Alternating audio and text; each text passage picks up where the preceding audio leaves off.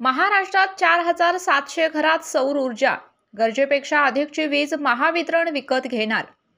दैनंदिन जीवनात विजेचा अनेकदा तुटवडा भासत असतो। हा तुटवडा भरून काढण्यासाठी केंद्र सरकारने पंतप्रधान सौर घर योजनेच्या माध्यमातून अनेकांना सौर ऊर्जेचा लाभ मिळवून दिला आहे।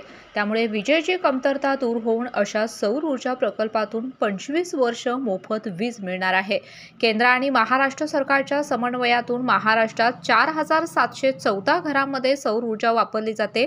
पंतप्रधान सौर घर मोफत योजनेला उदंड प्रतिसाद देत राज्यातील 31,000 घरगुती सौर ऊर्जेचे वीज ग्राहक झालेले आहेत। यांपैकी 4714 ग्राहकांकडे प्रत्यक्षात सौर ऊर्जेचे दिवे चालवले जातात। त्याशिवाय राज्यात आणखी 875 अशा सौर ऊर्जेच्या प्रकल्पांची कामे वेगाने पूर्णत्वाकडे जात आहेत।